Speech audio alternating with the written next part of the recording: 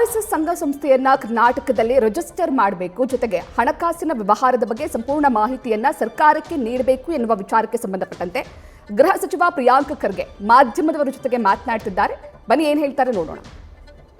ಈಗ ರಾಮನ ಹೆಸರಲ್ಲಿ ಇವರೆಲ್ಲ ಪಥಸಂಚಲನ ಮಾಡೋರು, ರಾಮನ ಹೆಸರಲ್ಲಿ ಇವರು ರಾಜಕೀಯ ಮಾಡೋರು, ಸಂಘಟನೆ ಕಟ್ತಾ ಇರೋರು, ಇವ್ರದ್ದು ಅಕೌಂಟಬಿಲಿಟಿ ಇಲ್ವಾ?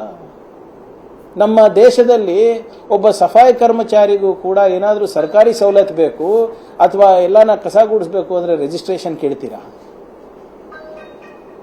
ಆದರೆ ಇವರಿಗೇನಕ್ಕೆ ರಿಜಿಸ್ಟ್ರೇಷನ್ ಇಲ್ಲ?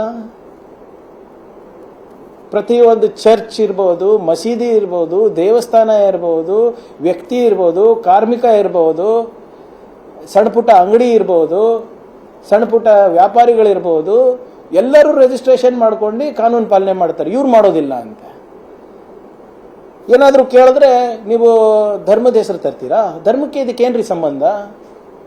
ಎಲ್ಲ ನಾನು ಹೇಳಿದ್ದೀನ ನೀವು ಧರ್ಮ ರಿಜಿಸ್ಟರ್ ಮಾಡ್ಕೊಳ್ಳಿ ಅಂತ.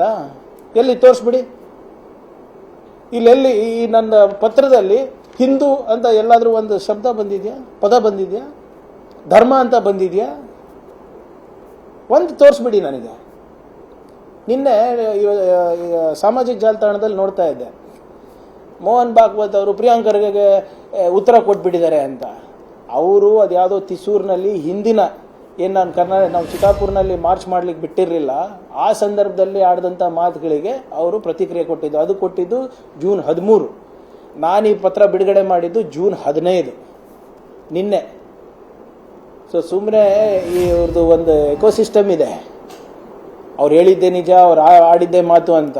ಹೋಗಿ ನಿಮ್ಮ ಸ್ವಯಂ ಸೇವಕಗಳಿಗೆ ಏನ್ರಿ ಮಾತಾಡ್ತೀರಾ? ಬನ್ನಿ ನಮ್ಮ ಹತ್ರ ಮಾತಾಡಿ, ಸರ್ಕಾರ ಹತ್ರ ಮಾತಾಡಿ, ಹೇಳಿ ಯಾವ ಕಾನೂನು ಅಡಿನಲ್ಲಿ ನೀವು ಇದ್ದೀರಾ, ಯಾವ ಕಾನೂನು ಅಡಿನಲ್ಲಿ ನೀವು ಟ್ಯಾಕ್ಸ್ ಕಟ್ತಾ ಇಲ್ಲ, ಯಾವ ಕಾನೂನು ಅಡಿನಲ್ಲಿ ನಾವು ನಿಮಗೆ ಇಂಥ 20 ಲಕ್ಷ ಜನರಿಗೆ ನಿಮಗೆ ಪಥಸಂಚಲನ ಮಾಡ್ಲಿಕ್ಕೆ ಬಿಡಬೇಕು, ಅಥವಾ ನಿಮ್ಮ ಆಕ್ಟಿವಿಟಿ, ನಿಮ್ಮ ಏನು ಚಟುವಟಿಕೆಗಳಿದೆ ಅದಕ್ಕೆ ನಾವು ಯಾಕೆ ಅನುಮೋದನೆ ಕೊಡಬೇಕು ಹೇಳಿ, ನಾವು ಮಾಡಕ್ಕೆ ತಯಾರಿದ್ದೀವಿ.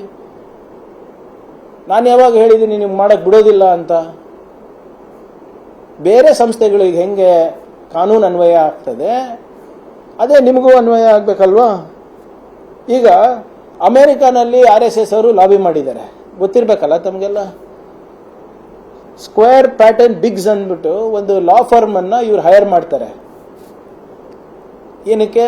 ಅಮೆರಿಕಾನಲ್ಲಿ RSS ಬಗ್ಗೆ ತಪ್ಪು ಕಲ್ಪನೆ ಇದೆ ಅಂದ್ಬಿಟ್ಟು ಡಿಪಾರ್ಟ್ಮೆಂಟ್ ಆಫ್ ಜಸ್ಟಿಸ್ ಒಂದು ರಿಪೋರ್ಟ್ ತರುತ್ತೆ ಅಧಿಕೃತವಾಗಿ, ಈ ಸಂಸ್ಥೆ ಸರಿ ಇಲ್ಲ ಅಂತ.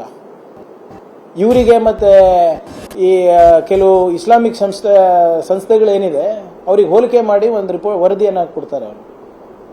ಇಲ್ಲ ಹಾಗೆ ನಾವು ಇಲ್ಲ ಅಂದ್ಬಿಟ್ಟು ಇವರು ಒಂದು ಲಾಬಿ ಮಾಡ್ಲಿಕ್ಕೆ ಅಂದ್ಬಿಟ್ಟು $330,000 ಒಂದು ಲೀಗಲ್ ಫರ್ಮಿಗೆ ಹೈರ್ ಮಾಡ್ತಾರೆ. ಸ್ಕ್ವೇರ್ ಪ್ಯಾಟರ್ನ್ ಬಿಗ್ಸ್ ಅಂತ.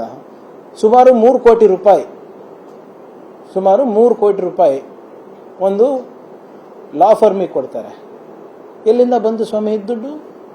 ಇವತ್ತು ಇವರೆಲ್ಲ ಹೋಗ್ತಾ ಇದಾರಲ್ಲ, ಇವರೇ ಅಮೆರಿಕಾಗೆ, ಮೋಹನ್ ಭಾಗವತ್ ಅವರು ಇರ್ಬೋದು, ದತ್ತಾತ್ರೇಯ ಹೊಸಬಾಳೆ ಅವರು ಇರ್ಬೋದು, ಹೋಗಿ RSS ಬಗ್ಗೆ ಪ್ರತಿಪಾದನೆ ಮಾಡ್ತಾ ಇದಾರಲ್ಲ. Why is it needed?